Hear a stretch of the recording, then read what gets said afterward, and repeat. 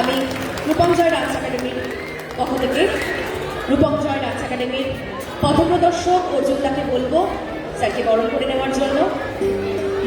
সঙ্গে রয়েছেন দাদা দেবজ্যোতিদা, একটু আসবে এবং আমি সবাইকে একটু মঞ্চে ডেকে নেবো। প্লিজ সবাই একটু মঞ্চে চলে আসবে, সবাই মঞ্চে চলে আসবেন। অসংখ্য ধন্যবাদ জানাই।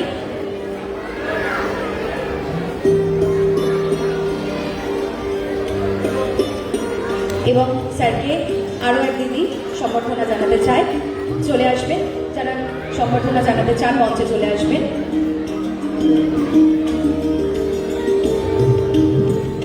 এই সুন্দর একটা সন্ধে ফ্রেমবন্দি হয়ে থাকুক, এমন সন্ধে যেন বছর বছর আসে, এটাই আশা রাখবো। অসংখ্য ধন্যবাদ। আজকের অনুষ্ঠান সম্পর্কে দু এক কথা বলবার জন্য অনুরোধ জানাবো।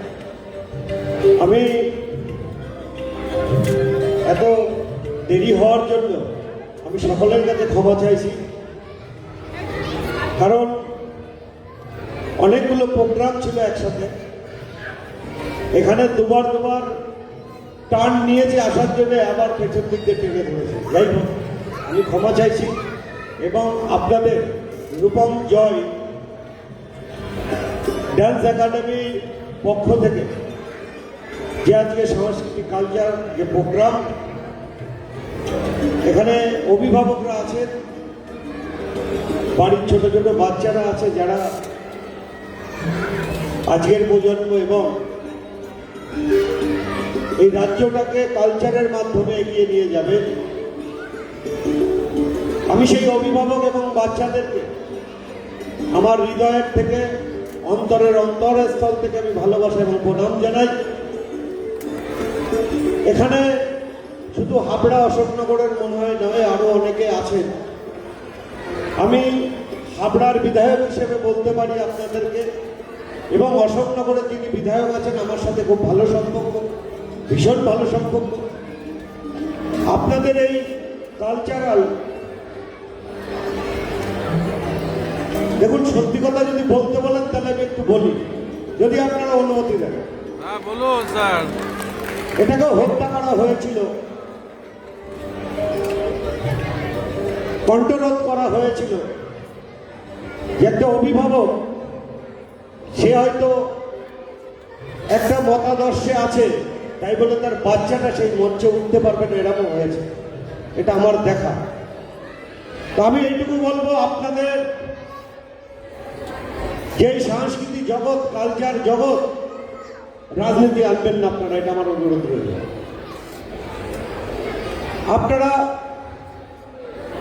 আমি বিধায়ক হিসেবে এটুকু বলতে পারি, আমার দিয়ে যদি কোনো উপকার হয়, আমি যদি আপনাদের কোনো কাজে লাগতে পারি, নির্দ্বিধায় সংকোচ বোধ করবেন না, আমি আছি, আমাকে পাবেন।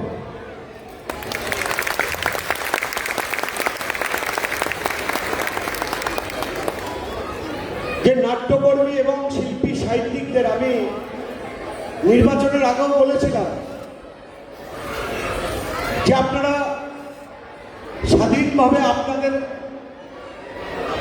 অনুষ্ঠানগুলো করবেন, যে অনুষ্ঠানে কারোর হস্তক্ষেপ থাকবে না। কারণ আপনারা শিল্পী, এবং যারা ছোট ছোট বাচ্চা আগামী দিনে অনেক বড় জায়গায় পৌঁছবে, আমি ঈশ্বরের কাছে প্রার্থনা করি, তখনই অভিভাবকের গর্ব হবে যে ওই মঞ্চে যে আমার মেয়েটি আজকে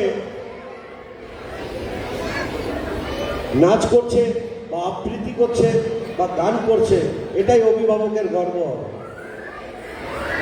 তো সেখানে অনেক জায়গায় রাজনীতি হয়েছে। আমি বলেছিলাম এই সংস্থাগুলো রাজনীতি মুক্ত হবে, কারণ আপনারা সকলের, আমি বিধায়ক, আমি সকলের, যে আমাকে ভোট দিয়েছে, যে দেয়নি, আমি সকলের বিধায়ক। তাই আপনারাও রাজনীতির বাইরে থেকে, ঊর্ধ্বে থেকে আপনারা এই জগৎটাকে যে ধ্বংস করে দিয়েছিল সেটা বাঁচানোর দায়িত্ব যারা দায়িত্বে আছেন এবং অভিভাবকরা আমাকে সবসময় পাবেন। কারোর কাছে মাথা নত করবেন না, কারণ আপনাদের বেঁচে থাকার আমাদের সকলের নিজস্ব স্বাধীনতা আছে, সেই স্বাধীনতার জন্যেই সব কিছু পরিবর্তন হয়েছে। গণতন্ত্র আছে, গণতন্ত্র ছিল না, গণতন্ত্র আপনারা ফিরিয়েছেন। আপনাদের কথা বলার অধিকার থাকবে, মত বিনিময় করার অধিকার থাকবে, এবং অন্যায় হলে সেই প্রতিবাদ করার অধিকারটাও থাকবে। এর নাম গণতন্ত্র। সকলেই ভালো থাকবেন, সকলকে শুভেচ্ছা রইল। এবং ছোট ছোট বাচ্চা যারা আছেন, আমি ঈশ্বরের কাছে প্রার্থনা করি যে অনেক বড় জায়গায় এরা পৌঁছান।